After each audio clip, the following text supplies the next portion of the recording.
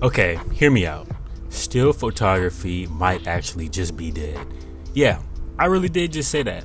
And I'm not talking about dying, not in trouble, but actually dead and gone, just buried under algorithm tweaks, hybrid specs, and a pile of mirrorless marketing.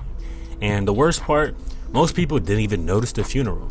We were too busy filming 4K B-roll, scrolling through 12-second reels to realize the solo photography, what actually used to matter, has been sold off to the content gods. But here's the thing, I'm not here to cry about it or anything like that.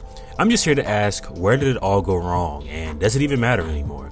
Because if you're like me, a stills first photographer who grew up believing in the magic of shutter click, you've probably been feeling like this too. That weird emptiness when you look at the latest camera release and think, who the hell is this even for? So let's start with the obvious. The sole photographer, the person who just shoots still photos. Those people are basically extinct at this point. Try walking into a gig these days telling a client, oh, I only shoot stills. They'll blink at you like you just said you don't use email or something. Oh, you don't shoot video too? You can't make reels from the shoot? What about behind the scenes TikToks? And yeah, I'm 24 and I've been shooting professionally for almost 10 years. I started with a beat up Canon 60D and a Craigslist 50mm lens. At that time, just delivering the crisp JPEGs and some Lightroom magic was enough to get paid.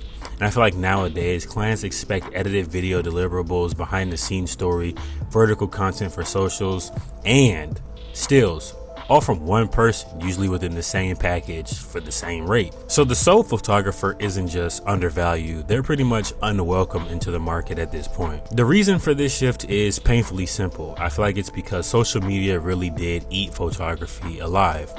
Instagram used to be the platform for photographers, like quite literally.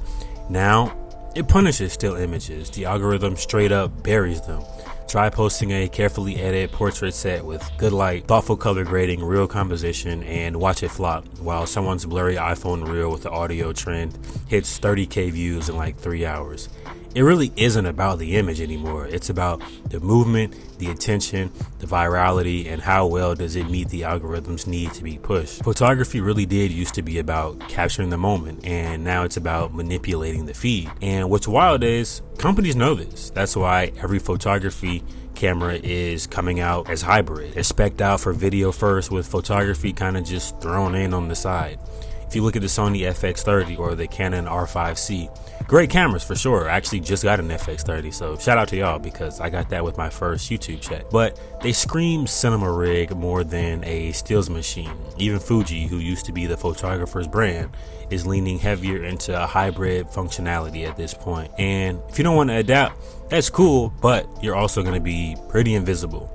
Still photographers are pretty much like vinyl collectors in a Spotify world.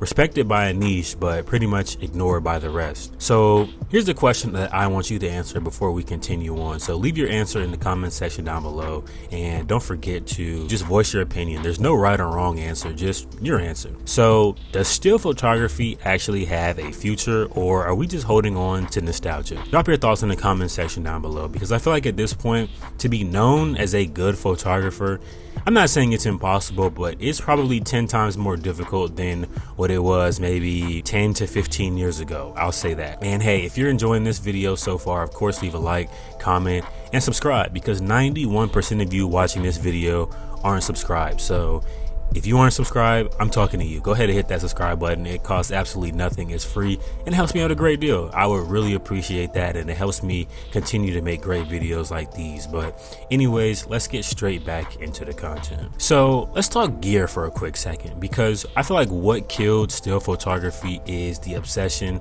with specs. Like every camera now is an arms race. 8K 240 FPS slow-mo, 10-bit 422 internal. It's all cool. But what happened to the ergonomics, the tactile feel, the dynamic range that looks natural instead of plastic? I miss the feeling of shooting with a camera that just shot stills, like the Nikon DF. It's not the fastest, not the highest res, but damn, it felt like a camera. You were in the moment, not buried in menus or wondering which log profile to use. Now I pick up a modern mirrorless body and it's like holding a tiny Netflix studio.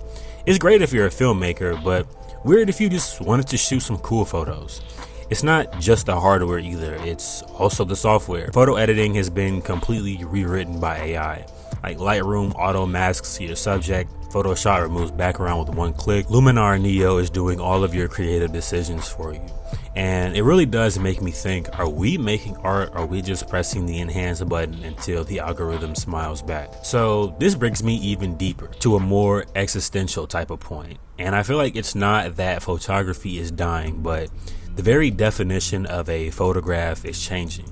A photo used to be a frame of time, and these days it's more so just quote unquote content. A single moment did used to be enough. Now you step in, a 12-piece multi-platform rollout. You take one shot, crop it vertical, throw a filter on it, animate it in CapCut, drop in some text, toss it on your story, export it for TikTok, and then call that photo work. Even the camera shutter doesn't mean what it used to.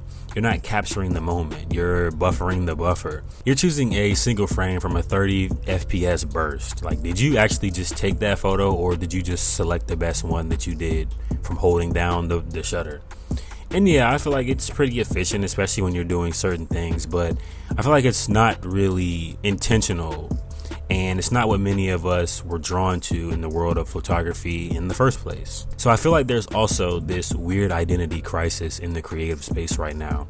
You've got photographers who feel ashamed for not shooting video. You've got videographers who call themselves photographers because they pulled a still from a frame. And you've got clients who don't even know the difference anymore. And honestly, why should they? At the end of the day, for them, everything is just content. If it moves, it's better. If it doesn't, it better be vertical and meme ready. We've lost the respect for stills and for subtlety, for storytelling even, just through a single image. And I've seen this in portfolio culture. When was the last time someone just showed a still set they were proud of? Now it's all behind the scenes, process reels, before and after Lightroom edits, something to attach that photo to a video. And that really does make us seem like we aren't just photographers anymore. We're brand managers for our own personal media company. So now the question becomes, is there a way back from all of this? Can we reclaim photography as something that just stands alone again? Or are we just trying to revive a format that doesn't fit in the modern world? Well, in my opinion, I think there's a middle ground. The future probably belongs to stills first hybrid shooters. The people who shoot photo like it's their religion, but can also adapt when needed. People who still believe in the power of single frames, but don't know how to remix it for survival. And honestly, we need to start talking more openly about this stuff, because I feel like pretending everything's fine while photographers get pushed further and further out of the spotlight really isn't helping. Let's stop pretending that hybrid shooters and stills purists are in the same lane, because they really aren't, and that's okay. But let's be real about the split. So kind of to bring this full circle, still photography isn't dead, or maybe it's just being redefined by recognition. And if you're a photographer who still cares about the art, the craft, and the soul of the frame, then maybe you're not extinct.